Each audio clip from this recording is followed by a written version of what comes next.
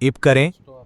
चमकती धूप, साफ नीला आसमान और ओपेरा हाउस की चमचमाती छाया में एक लड़की बैठी थी, आर्या मलिक।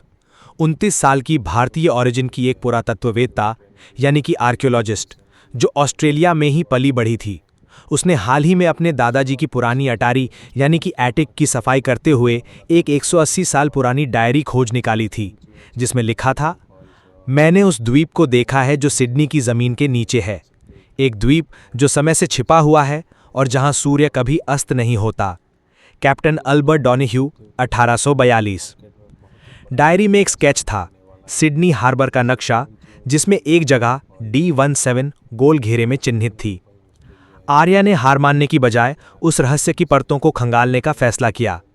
अगले दिन वो पहुंच गई सिडनी स्टेट लाइब्रेरी, जहां उसने पुराने समुद्री नक्शे और कैप्टन डोनाह्यू के नाम की खोज शुरू की।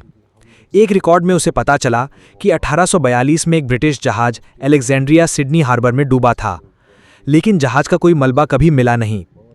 3 दिन बाद आर्या ने एक पुराना स्कूबा डाइवर लूकस मूर को अपने मिशन में शामिल किया। दोनों ने मिलकर रात के समय हार्बर में उस विशेष D17 लोकेशन पर डाइव लगाई। गहराई में जाते जाते अचानक एक रहस्यमयी लहर उठी और एक नीली रोशनी उनके चारों ओर फैल गई। पानी के भीतर पत्थरों का एक गोल दरवाजा था और उस पर अजीब सी भाषा में कुछ लिखा था, केवल वही प्रवेश कर सकता है जिसके रक्त में खोज की आग हो। जैसे ही आर्या ने हाथ बढ़ाया, दरवाजा अपने आप खुल गया और उनके सामने आया एक सूखी गुफा, समुद्र के नीचे लेकिन पूरी तरह शुष्क। ऐसा लगा जैसे वो जगह समय के बाहर थी। अंदर एक पूरी बस्ती बसी थी, जैसे कोई प्राचीन सभ्यता। वहां अजीब स्तंभ थे जिन पर चमकती हुई आकृतियां बनी थी। एक विशाल पत्थर के मंच पर कुछ लिखा था, हम अर्सारियन वंश के लोग जिन्होंने समय को जीत लिया है। हमने इस द्वीप को छिपा दिया ताकि मनुष्य की लालच इसे ना लूट ले। आर्या को धीरे धीरे समझ आने लगा कि यह कोई साधारण जगह नहीं थी। ये प्राचीन अर्सारियन सभ्यता की आखिरी निशानी थी, जो माना जाता था कि 5000 साल पहले समुद्र में समा गई थी। गुफा के भीतर उन्हें एक क्रिस्टल की छड़ी मिली, जिसे जैसे ही आर्या ने उठाया जमीन हिलने लगी।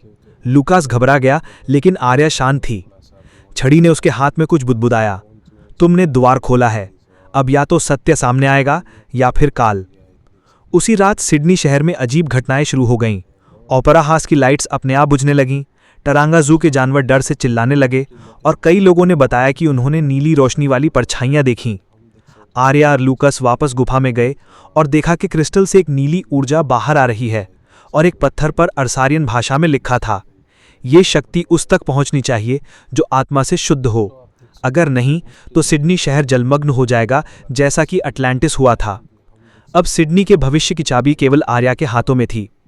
आर्या ने यह तय किया कि वो इस शक्ति को दुनिया के सामने नहीं लाएगी। उसने क्रिस्टल को वापस उसी चिन्ह पर रखा और फुसफुसाया, मैं जानती हूं दुनिया इसके लिए तैयार नहीं है। जैसे ही क्रिस्टल अपनी जगह पर गया, पूरी गुफा नीली रोशनी में नहाई, फिर धुएं में गायब हो गई। जब वो दोनों बाहर आए, वो द्वार हमेशा के लिए बंद हो चुका था। हफ्तों तक आर्या ने इस रहस्य पर चुप्पी साधे रखी, लेकिन उसकी डायरी में हर बात दर्ज थी, ताकि अगर कभी कोई अगली पीढ़ी उस द्वीप को फिर से खोजे तो उन्हें सच्चाई मिले। सिडनी शहर फिर से सामान्य हो गया, लेकिन सिडनी हार्बर की एक जगह आज भी जीपीएस में ब्लैंक जोन दिखाती है। वहां नावें नहीं जाती, मछलियां नहीं दिखती। शहर की भीड़ में एक कोना हमेशा शांत रहता है, जैसे वहां तभी भी समय रुका हुआ हो। दोस्तों, ऐसे ही वीडियो के लिए सब्सक्राइब करें।